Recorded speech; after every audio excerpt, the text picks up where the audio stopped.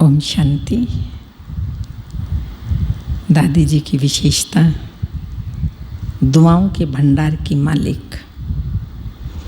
दादी जी जब teachers class कराते थे तो हमेशा कहते थे हम दुआओं से पल रहे हैं। कोई भी बीमारी आती थी, हिसाब किताब होता था शारीरिक, तो दुआओं का खजाना सबसे बड़ा खजाना है, हमेशा दादी जी ये कहा करते थे। तो टीचर्स को भी यही सिखाते थे कि आप सदा अपने इस खजाने को इकट्ठा करो, दुआएं दो और दुआएं लो। तो दादी जी के पास दुआओं का भंडार था। वे सदा कहती मुझे तो बाबा की और आप सबकी दुआएं चला रही हैं। ये फैक्ट था जो प्रैक्टिकल हम सब ने देखा। दादी जी के पास दुआओं का जैसे भंडार था। वे सबको समय पर साथ देती, सुख देती। उनके दिल में हर एक के प्रति स्वानुभूति थी। उन्होंने अपने संकल्पों को सदा शुद्ध और श्रेष्ठ रखा। बहुत पुरानी बात याद आ रही है। सखियाँ होती हैं, बहनें होती हैं, एक दूसरे की कोई ना कोई ऐसे कंप्लेन ऊपर कर देती हैं। मेरी कंप्लेन एक बहन ने दादी जी को की। हम मेडिटेशन हॉल में महिला प्रभाग की मीटिंग चल रही थी, वो कर रहे थे।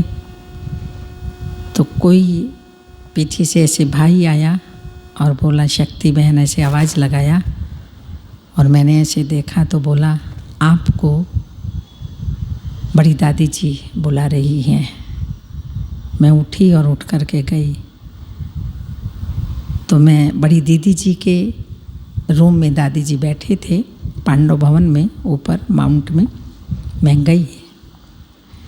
तो दादी जी ने बड़े प्यार से पूछा शक्ति।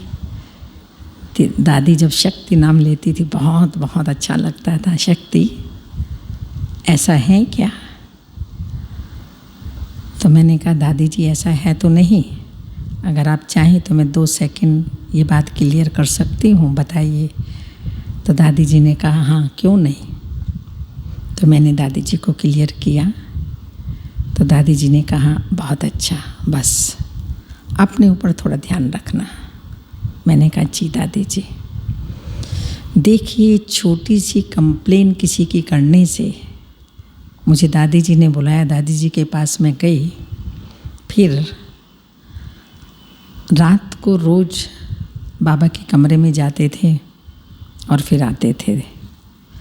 तो 9:30 के आसपास, 9:45 के आसपास दादी जी टहलते थे। तो जैसे ही मैं बाबा के रूम से ऐसे बाहर आती, क्रॉस करती और दादी जी टहलते होते, तो बड़ी मुस्कुराहट से दादी जी कहते थे शक्ति ठीक हो ना, खुश? मैं कहती थी जी दादी। ऐसे हाथ पकड़ती और ऐसे कहती। ऐसे 4-5 दिन में वहाँ पे रही, एक दिन नहीं, लेकिन 3-4 बार ऐसे हुआ। वैसे ही मैं आती जाती तो दादी जी सिर्फ स्माइल देती, शायद इतना ध्यान भी ना देते।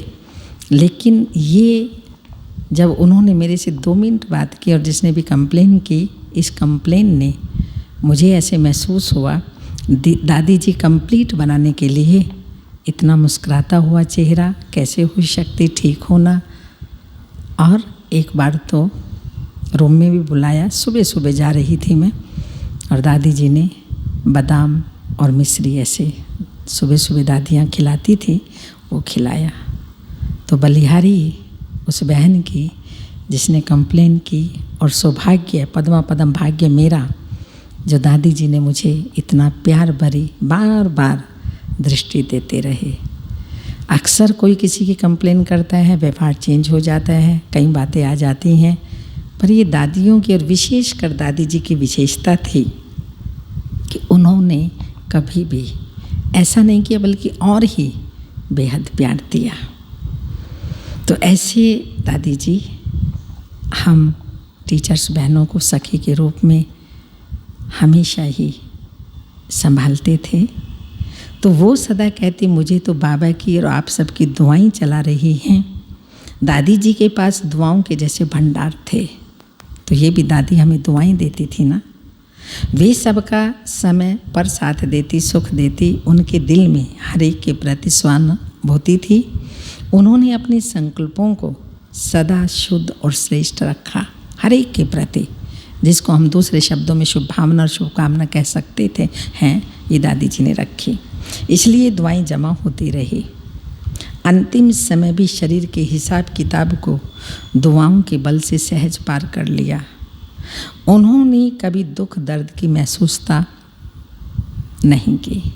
दादी ने अपने कर्मों से, गुणों से, संबंध से, सच्चाई सफाई से सबकी दुआएं ले ली।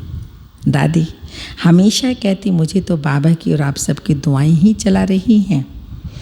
जिसके सिर पर बाबा की दुआओं का हाथ है, उनका सिर कभी भारी नहीं हो सकता। वे सदा बेफिक्र बादशाह रहते हैं। जैसे हमारी आदरणीय मीठी मीठी प्रकाशमणि दादी जी रहे, ऐसे हमें भी सदा अपने ऊपर ये महसूस करना है, बाबा का और दादियों का हाथ हमारे सर पर है। ओम शांति।